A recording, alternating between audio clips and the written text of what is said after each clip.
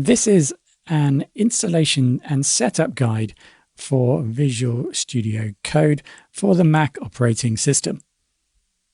In this tutorial, in addition to taking you through the installation process, I will also give you a few tips and guides on how to get started working with Visual Studio Code.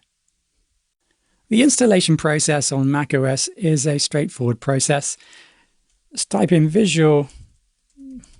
I say straightforward process. Of course, it's straightforward when you know the process. Visual Studio Code.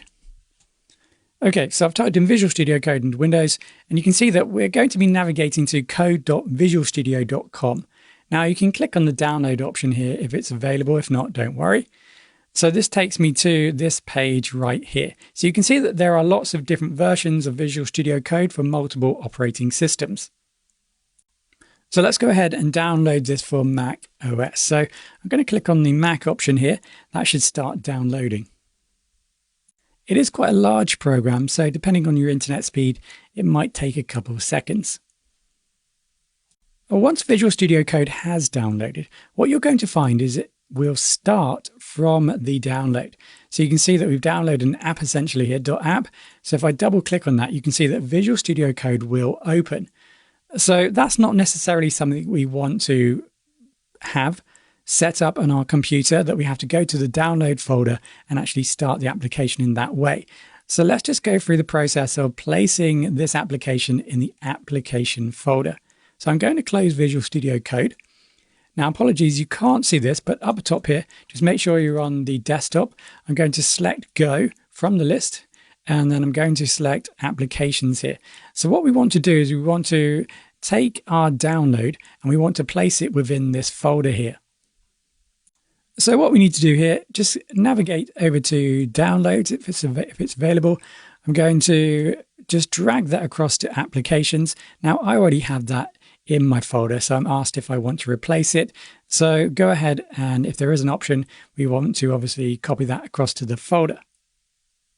Okay, so once that's copied across, if I go to Applications, go down to the bottom here, you can see that we have Visual Studio Code now inside the Applications folder. So what we can also do now is just drag this onto our bar at the bottom here. So again, you can't see that, but I'm just going to drag that down onto the bar so we have that available. So now we can go ahead, and although you can't see this in my bar at the bottom here, I'm just going to select Visual Studio Code, and that will then open up Visual Studio Code. In order to work with Visual Studio Code, what we need ideally is a project folder. So we work from a project folder. So let's go ahead and make a new folder on my desktop here. I'm just going to call this code. I'm just going to call this folder.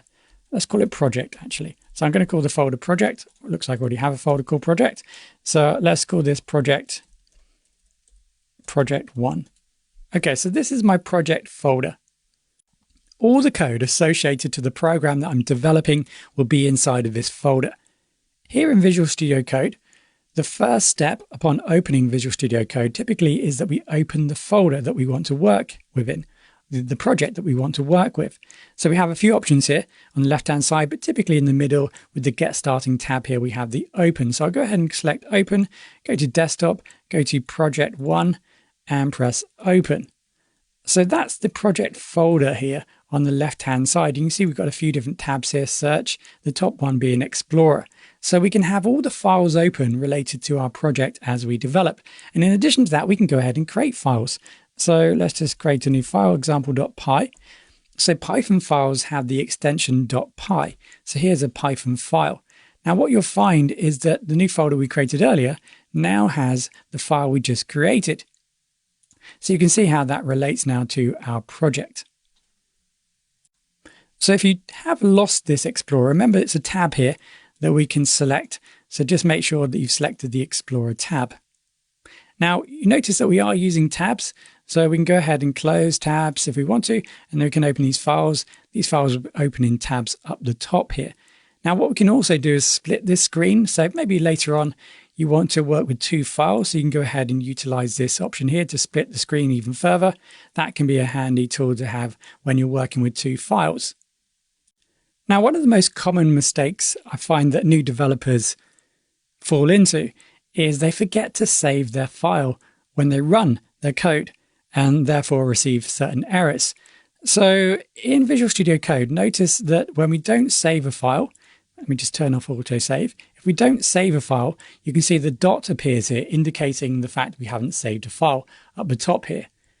So that can be very frustrating and you can forget that. So if you go to File and then select Autosave, everything just gets autosaved. So that's an option that you want to turn on. Something else no doubt you'll want to do is zoom in and zoom out using the mouse key. If you're using a mouse or whether you're using the touchpad. So you can press Command and use a touchpad to kind of two buttons up and down that will scroll in and out. Now to enable that, you'll need to go to Code, Preferences and Settings. Okay, Code, Preferences and Settings. So you saw that mine was grayed out because I needed to select the window again, just somewhere in the middle. So Settings, and then from here I'm going to use the search bar here to select, I think it was Scroll. Scroll, maybe not.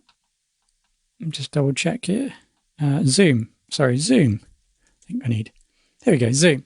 So I select Zoom or type in Zoom and select the mouse wheel zoom. So that is off by default. So you need to turn that on in order for you to easily zoom in and out of your code. Alternatively, you can press Command and plus and minus, and you can see the whole screen, the whole interface will scale. So that's another way that you can scale the screen, the interface.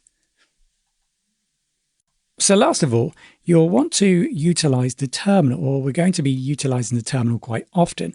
Now, if I drag from the bottom here, you might not be able to see this, but just at the bottom here, you can see my mouse at the bottom of the screen there. You can drag up, there's a line, it can be dragged up, an up arrow appears, and I can drag up the terminal and drag it back down. So here I can access the terminal directly in Visual Studio Code. So I can type in Python 3 -- version that we learned in the previous tutorial. That shows me the version of Python that we're using. Now there's a number of different ways to access this terminal. If you select View from the top menu, just select the window over here again. So just double click on the screen here, go to View, and you can see here that we're given the option here, or there's a shortcut key combination here that we can utilize to access the terminal. So that's Command and it's the key just above on your Mac keyboard. So that will open and close your terminal. So that's a more convenient way of opening and closing our terminal. If you do experience any installation errors when installing Visual Studio Code, then do check out Stack Overflow. It's likely that someone else has had the same problem, so it's likely that there will be a solution for you.